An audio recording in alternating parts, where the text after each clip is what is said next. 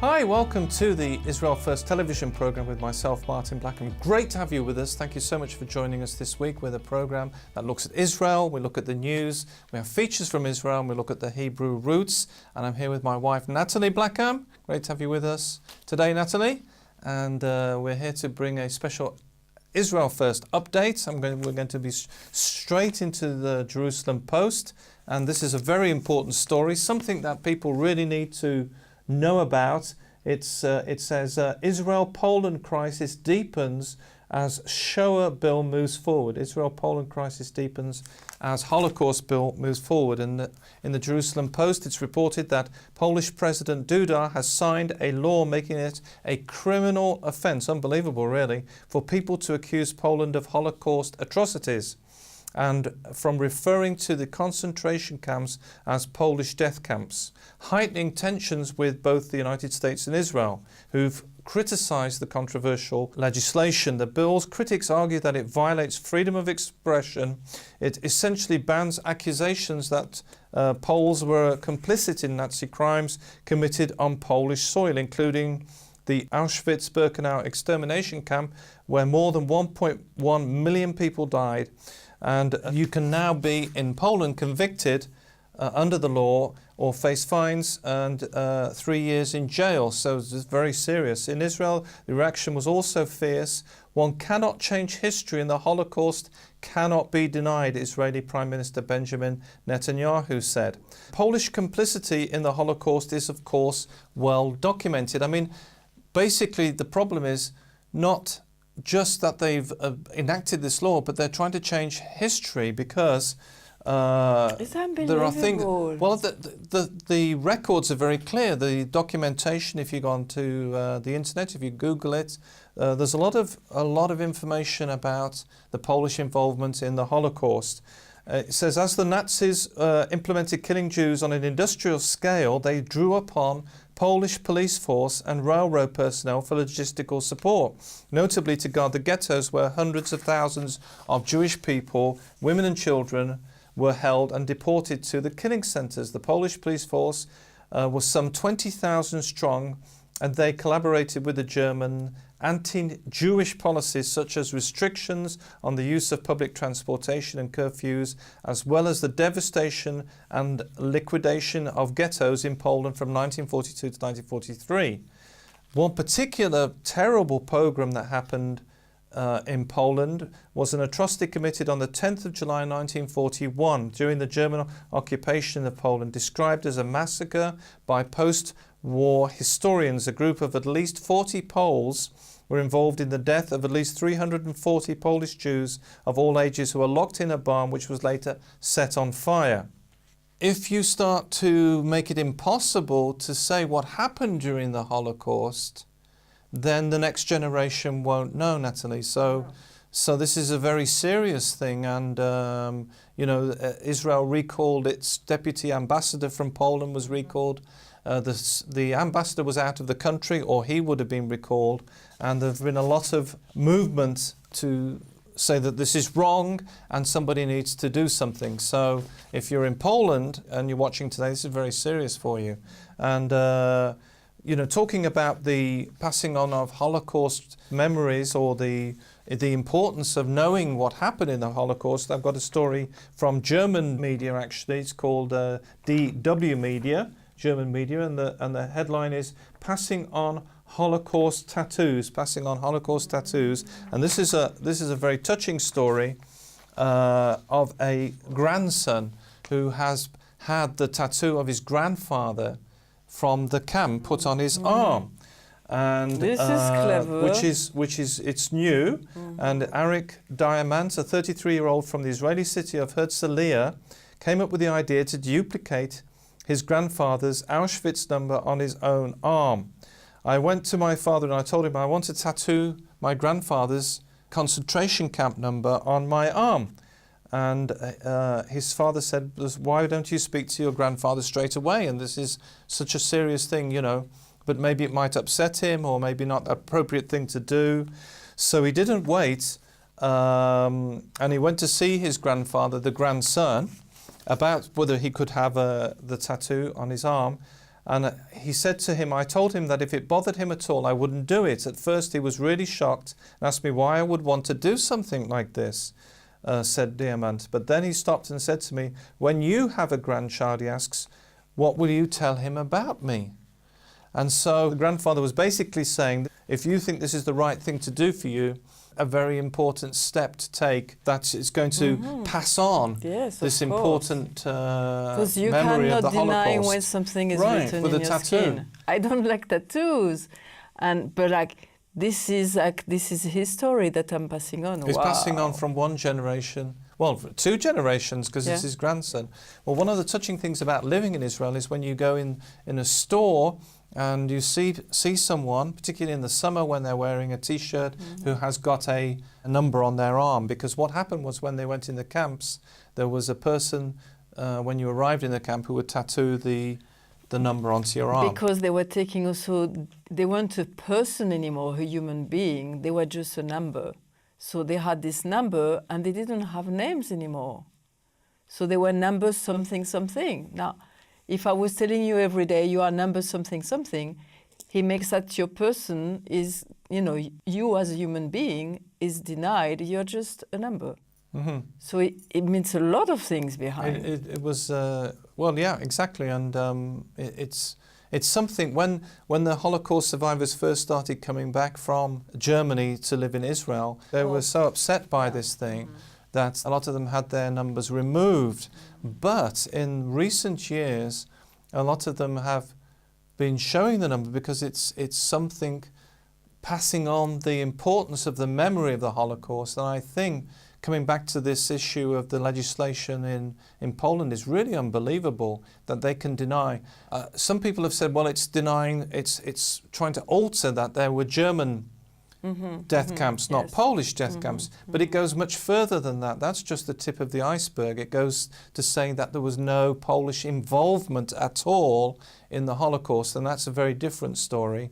And I think that it's very important for you to know at home, to be aware of that, and to take action if you can, because it's not just good to know about things, but if you can take action to support Israel, to support the United States as they try to stand against this Holocaust bill and in I think Poland. if we want to understand the Jewish people, we need to watch films from the Holocaust, we need to know the terrible thing that happened, which is interesting when you say that, because I don't know if I can go into my story right now, but is exactly when we start to understand what's happening, the history and the pain that the Jewish people have been through, obviously the Holocaust, but also all the pogroms were before, and like the Catholic Church who's done like specific things, like in Spain and all these places.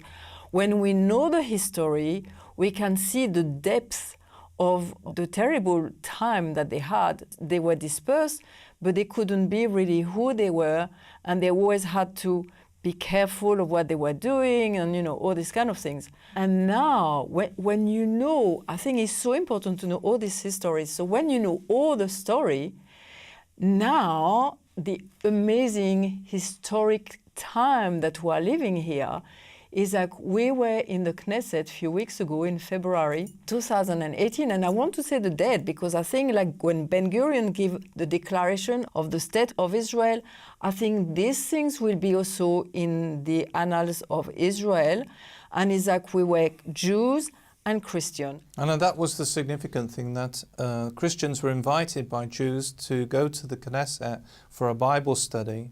And what you have to remember, the history. Now, not everybody that was involved in the Holocaust were Christians, but there were some. And for the Jewish people, that's obviously been something they are aware of and very sensitive about. And, there were the pogroms in Spain and Catholics. In France and in Italy and in Germany. The Inquisition in Spain was from the Catholic Church. And indeed, in Russia there have been pogroms from Protestant or from Russian Christians. So, and even in England, they had to go out of England. They had to leave from York. So, so this is the history that as Christians that we face. And Nathalie was privileged to go along to the Knesset, and it was the first time there was a Bible study for Christians and Jewish people. Absolutely amazing. So you can look at this clip where there is Yehuda Glick who is leading, and Yehuda speak about the Psalm 27, and we are listening to him. Now you can't see everybody, because we are focusing on him speaking, but you have to think about all the Christians who are behind, who are about 70 people. So it was amazing. Just watch that. Be in the house of God. He doesn't even beg God. He doesn't say, please God, take me to your house. He says, one thing I ask the Lord, that is what I seek, that I may dwell in the house of the Lord all days of my life. He said, I'm not afraid of anything. I'm fully trust. Everything's great. You're with me. You're pulling the strings. You're embracing me at all times. So this is like a sense of security. And it finally concludes with almost like a party, verse 6. And now my head will be lifted above all my enemies, and I shall therefore offer his temple sacrifice of joy. I shall sing and give praise to the Lord. Hallelujah. Hallelujah. By the way, if you realize, this paragraph begins, the first word of this paragraph, not your fault, but if you really want to learn Bible, you better learn Hebrew. But even the area we see, the first word is Adonai. And the final word of this paragraph is also Adonai. So wasn't it not amazing to see that? We're listening to our Jewish friends and we're together looking at the Torah, okay? It's just amazing. And so this was a long time. Well, like about 1 hour, there was like the different rabbis who were speaking, Tommy spoke, some other people came because it's in the Knesset. So you had like members of the Knesset who were coming in and out because they are working and they really wanted to be part of the thing. So they just show up. 2 other MKs just came, spoke a bit and left again. But now we want to show you also another clip just for you to know the song is from Isaiah 2, and let us read because it's really beautiful. And it shall come to pass in the last days, so we know we are in the last days, that the mountain of the Lord's house shall be established in the top of the mountains and shall be exalted above the hills, and all nations shall flow into it. So you can see the nations, like Christian from the nations, and we're 70 people, which is again interesting because we speak about the 70 nations, and like Sukkot, they were doing sacrifices for 70 nations. So there is all these things here. And we carry on reading is again Isaiah 2:3, and many people shall go and say, come here, and let us go up to the mountain of the Lord, so he's in Jerusalem, to the house of the God of Jacob. So God of Jacob is the God of Israel, and Jacob is like the family of Israel. Okay, and he will teach us of his ways, okay, teach us. And we will walk in his path, for out of Zion, so out of Jerusalem, shall go forth. Now, in a lot of our Bible is written the law, but the name in Hebrew is Torah. And the name Torah means teaching or instruction. So it's better to say, for out of Zion shall go forth the instruction of the Lord and the word of the Lord from Jerusalem. So it's just there. So this is what was happening at that time in the Knesset, which is the Israeli government. And now we're going to show you another clip where we were singing, is a song exactly of this verse, and Rabbi Elan is leading us. Watch that.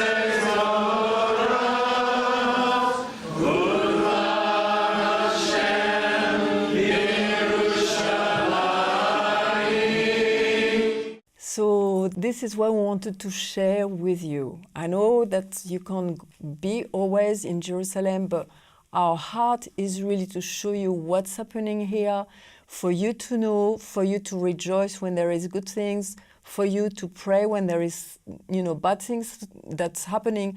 And this is our heart. We are doing this program because we want the world to know what's happening. If you want to help also, please help us to carry on the program, because it means like we need to have energy, we need to have finances. You know, there is a lot of things that needs to happen to do these things. And please help us. We need your help because we partner together. You know, again, we have our car, which is broken now. And the Lord was telling me, I delight when people help, because He loves His body, He loves His people, He loves when human beings are helping each other. Just know, you go on our website, if you want to donate, you are free to help us, to partner with us, and to make this life more beautiful. And if you are in the United States and you're watching the program today, you can go onto the website www.israelfirst.org, go to the donate page, and there's a special section for the United States. New at the bottom of the page, you can go there where you can give via our good friends Zion's Bridge, and they will be able to take donations in US dollars, and they will also be able to issue a tax receipt. All details are on the website. Well, in the Jerusalem Post, which we're going to have a quick look at this story. This is the headlines from the Jerusalem Post. It says, and talking about historical events that are happening, it says, United Arab Emirates to host senior Jewish leaders. United Arab Emirates are going to host senior United States Jewish leaders. And this is a huge thing for an Arab country. And United Arab Emirates is probably one of the well-known Arab countries to host Jewish leaders. The Jerusalem Post says that following the visit to Qatar, Malcolm Holein, who leads the Jewish President's Conference, which is a Jewish organization in the United States, to Abu Dhabi, in yet another sign of rapprochement with the French word there, with the Persian Gulf states. A group of prominent United States Jewish organization leaders led by Malcolm Holein will travel to the United Arab Emirates. The members of the conference, which he leads, will have their annual leadership mission in the Arab Emirates, and then before they're coming to Israel. So this is a huge thing, because for Jewish people or a Jewish organization to be invited to such an important Arab country is a sign of a changing scene in the Middle East. And another sign which has happened and was reported by Israel's Ynet News, Nathalie. If you're watching today from India, this is for you. It says India's national carrier has secured permission to begin direct flights from New Delhi to Tel Aviv that will pass through Saudi Arabia. So it's cutting the time. It's cutting the time. Exactly. And this is historical because they haven't been allowed to fly through any Arab country, a plane that's flying to Israel. India spokesman Pravin Bhatnagar said the airline will start flying the routes 3 times a week from the 22nd of March. He says the airline's website shows options to book flights to Tel Aviv from New Delhi starting on that date, with fares starting at 24,124 rupees, which is approximately $371. El Al Israel Airlines, the country's flag carrier, that's the national airline for Israel, flies 4 weekly flights to Mumbai, but these take 7 hours rather than 5, as they have to go through Ethiopia and then to India to avoid going through an Arab country. So 5 hours is like from England to Israel, right, and that it's been cut by 2 hours. The real significant thing is the fact that there, for the first time, are allowing a flight to Israel to go through Saudi Arabia, and this is a huge history again. Well, it's history being formed, and very important for you to know that you're watching today. You support what's happening in Israel, and you need to know that it's something that things are changing. While there are difficult situations, the Polish Holocaust law, this terrible thing that's happened, there's also good things happening as well. The flights are coming now from India straight to Israel. And talking of very, very good news, we've got obviously the very big news is and we've spoken to you about it before, and if you've seen the program before, you'll remember about the United States Embassy moving All the embassies are in Tel Aviv, but they were originally in Jerusalem, but they were moved to Tel Aviv. The United States is moving its embassy to Jerusalem, back to Jerusalem in May of this year to celebrate Israel's 70th, which is another historical thing. It's the 70th Independence Day coming up. And Israeli Prime Minister Benjamin Netanyahu says the move will make Israel's 70th Independence Day a much greater celebration. It's going to be a big thing. And I heard that President Trump wants to come again because he wants to be there to open the embassy, which is quite funny because when they open the new embassy, or when they're going to open the new embassy in London, he doesn't want to go, but he wants to go when they open the new embassy in Israel. Jerusalem. And not only that, when you speak about all these things, because of this first step of America, there is some other countries now, and I think it's about 10, who are saying we want to move also our embassies. So the United States is moving its embassy in May for the 70th anniversary. And this is what they've said from the United States State Department. They've said, we're excited about taking this historic step and look forward with anticipation to the May opening. Prime Minister Netanyahu praised the decision and says it will make Israel's 70th Independence Day into a much greater celebration. And it's interesting because the date was originally set for, they didn't know when, didn't really even have a date. Then Mike Pence, who's the Vice President, said it could be in 2019, so it keeps moving forward. So it's a rapidly moving forward situation, and we're looking forward to the new embassy being based in Jerusalem. And the significance of this isn't just from a logistical point or practical point of view, it's a historic thing because for years Jerusalem has not been recognized as Israel's capital. So for the United States, a key ally of Israel, to have its embassy back in Jerusalem is so important. A lot of events that are happening who is making Jerusalem the real capital. We knew that. And it's like a lot of Jewish people say, we are praying every day for that. So for us, it's not a new story. We know that it will happen. But like for the world now to recognize Jerusalem as the capital is a big thing. It's like the nations coming in alignment with Israel and the Bible. Right, and for Israel itself, it's a major thing. The parliament, the Knesset, which we were talking about earlier, that's based in Jerusalem. So for the United States Embassy to have been moved is a fantastic move. And of course, it's the 70 years of Israel, which is again another historic thing to be in Israel when it's 70 years since it was... When Ben-Gurion was speaking in Tel Aviv and declaring the state of Israel. So you see so many things are happening. It's just amazing. And it's so special for us to be able to partner with you and to give you and really to present you what's happening in Israel. And it's because of your support, because of your stand with us, because of your help and financial support that we're able to do the program today. If you haven't become a partner or you haven't made that decision, make that decision today. Stand with us with the Israel First television program. Take action today to support us. Go to the donate button on the website and all the information is there. Great to be with you this week, and we look forward to seeing you next week. And goodbye from Nathalie and myself.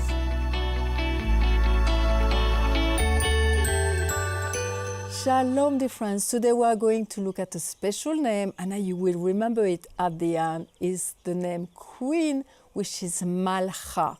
Last week we looked at the name King, which is Melech, and today we are looking at Queen, which is Malcha. We are looking also at a special queen. It was Queen Esther. We remember her during the festival of Purim, and her name was Esther.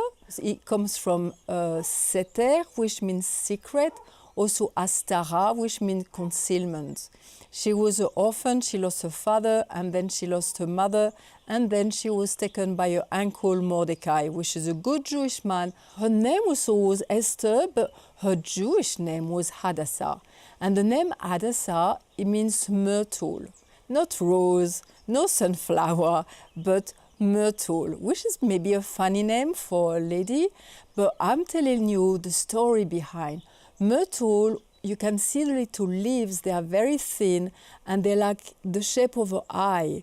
And it was given to Esther like a Jewish name because they knew, the people, when they gave her the name, they knew that she has an inner ability to see the inner reality and not just the outer reality.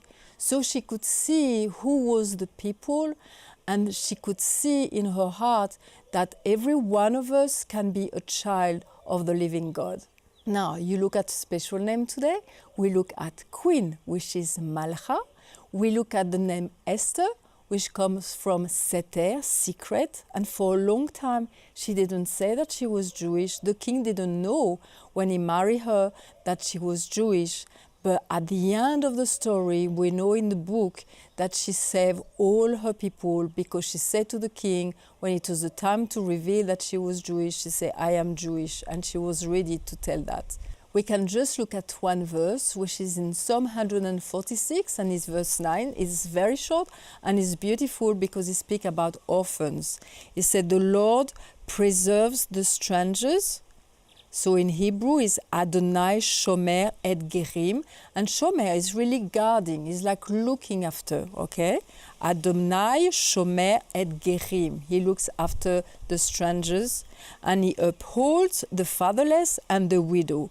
Yatom ve'almana ye'oded. So Yatom is the orphan, Almana is the widow, and Ye'oded is upholds, but it's like is encouraging, and is promoting, and is cheering these downtrodden people, and is putting them up. And this is what God is doing. The Lord preserves the strangers, he upholds the fatherless and the widow. This is the God that we serve. And we'll see you next week. Bye. Thank you so much for joining us on the program this week. Don't forget you can go to the website www.israelfirst.org. A lot of information is there. We'd love to receive your emails. Email us at info@israelfirst.org. And remember, we're the program that looks at the land, the people, and the language.